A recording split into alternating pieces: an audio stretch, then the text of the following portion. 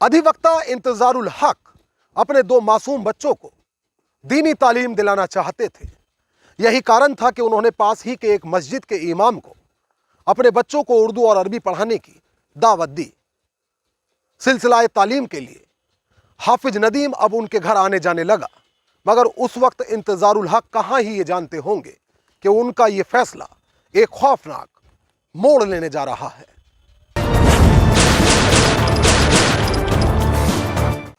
नमस्कार, आदाब दोस्तों, मैं आपका साजिद सैफी हूं और आप हमारी खास पेशकश बेपर्दा देख रहे हैं। और बेपर्दा में आज बात अधिवक्ता की पत्नी और मस्जिद के मौलवी के अवैध संबंधों की।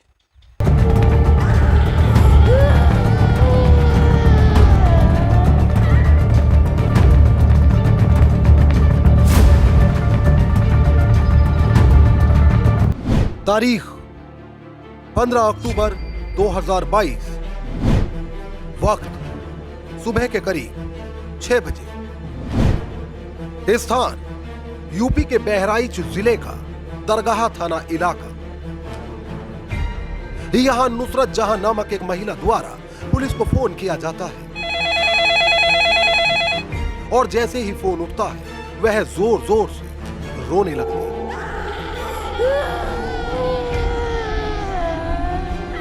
उसके द्वारा पुलिस को कहा जाता है कि उसके पति को निर्ममता पूर्वक कत्ल किया गया है, उसका गला रेत दिया गया है, हाथों की उंगलियां काट दी गई हैं, जबकि धारदार हथियार से शरीर के कई अन्य हिस्सों पर भी प्रहार किया गया। क्योंकि सूचना एक नृशंस हत्या की थी, लिहाजा बिना वक्त गवाए पुलिस तत्काल महिला द्वारा बताए गए स्थान यानी घटना स्थल पहुंची। मौके पर पहुंचने पर पुलिस ने अधिवक्ता इंतजारुल हक का लहूलुहान शव उनके घर के आंगन में पड़ी उस चारपाई पर पड़ा पाया जिस पर वह सोया करते थे। घटना स्थल पर पहुंचने पर पहली ही नजर में पुलिस यह तो जान चुकी थी कि सियाह रात में बेहया कातिलों द्वारा मौत का डरावना खेल खेला गया है, मगर क्यों, यह पता लगाना अभी बाकी था। एक और सवाल था जो पुलिस को अंदर से बेचैन कर रहा था, वो यह है कि जब घर के आंगन में खूनी तांडव हो रहा हो तो आखिर कैसे मृतक की पत्नी नुसरत जहां को इसकी कानो कान भनक नहीं लगी।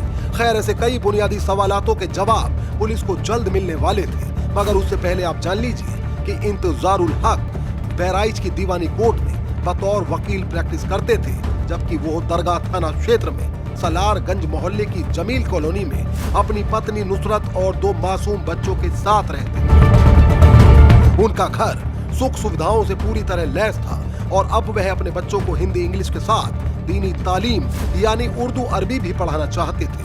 यही कारण था कि उन्होंने पास ही की एक मस्जिद के इमाम नदीम को बच्चों को तालीम देने की जिम्मेदारी सौंपी। और अब सिलसिला तालीम की गरज से नदीम का प्रतिदिन अधिवक्ता इंतजारुल के घर आना जाना शुरू हो गया। मगर उस वक्त कौन ही यह सोच सकता होगा कि पयामे तालीम के ही लिए सही, मगर नदीम का वकील इंतजारुल के घर यूं रोज रोज जाना जल्द एक खौफनाक मोड़ ले लेगा। दरअसल अब इंतजारुल के घर घंटों वक्त बिताने वाले नदीम और अधिवक्ता की पत्नी के बीच नजदीकियां जो बढ़ने लगी थी।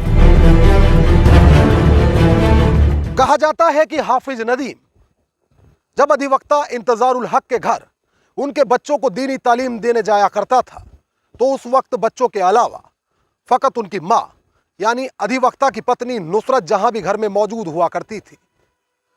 अब हाफिज नदीम और नुसरत जहां के बीच धीरे धीरे करके नजदीकियां बढ़ने लगी। ये नजदीकियां एक अवैध रिश्ते को जन्म दे चुकी थी और अब नुसरत जहां नदीम के इश्क में इस हद तक पागल हो चली थी कि वह खुद ही अपने पति को कत्ल कराने पर तुली थी।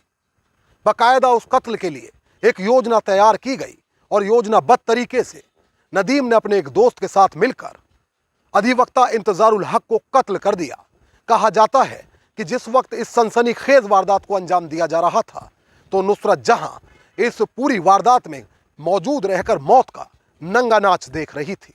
दरअसल अधिवक्ता की नृशंस हत्या को लेकर वकीलों में रोष था, जबकि इस हंगामाखेज वारदात में पुलिस की जांच की हर सुई मृतक की पत्नी पर ही आकर ठहर रही थी। लिहाजा पुलिस ने नुसरत जहां का नंबर सर्विलांस पर लगा दिया, जबकि पूछताछ के बावजूद पुलिस ने उसे हिरासत में भी ले लिया। पुलिस जांच में सामने आया कि अधिवक्ता और उनकी पत्नी के बीच रिश्ते अच्छे नहीं थे, जबकि अधिवक्ता इंतजारुल हक अपनी पत्नी और मस्जिद के इमाम नदीम के नाजायज रिश्ते के बारे में भी जान चुके थे। उधर रिश्तों की तमाम मर्यादाओं को लांघकर बच्चों को पढ़ाने आने वाले मौलवी से नजदीकियां बढ़ा चुकी पत्नी अब उसके प्यार में इतनी पागल हो चुकी थी कि वह हर कीमत पर पति को रास्ते से हटाना चाहती।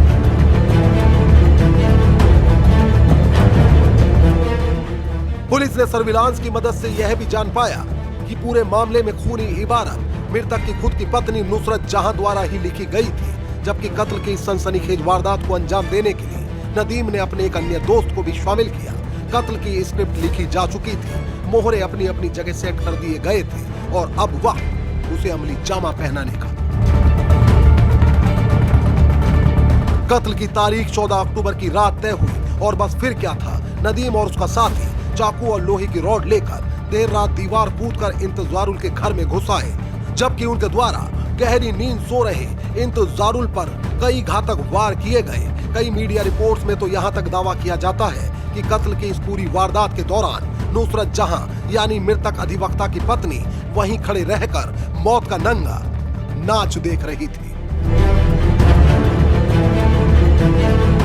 कुल मिलाकर इस तरह एक अवैध रिश्ते ने वहशी रूप धारण कर लिया और फिर अपने इस गुनाहे अजीम को छुपाने के लिए नुसरत ने खुद ही पुलिस को पति के कत्ल की सूचना दी, मगर ये शायद भूल बैठे थे कि अपराधी को अंततः अपने किए की सजा मिलकर ही रहती है। और यही हुआ इनके साथ, क्योंकि पुलिस ने इन तीनों को गिरफ्तार कर इनके चेहरों को बेपर्दा कर दिया। रिपोर्ट को लेकर आपकी क्या राय है वह हमें कमेंट करके जरूर बताएं। यदि आप चैनल पर नए हैं तो इसे सब्सक्राइब करके बेल आइकॉन जरूर दबा दें। मोहित भाटी के साथ अमजद राणा, क्राइम स्टोरीज अड्डा।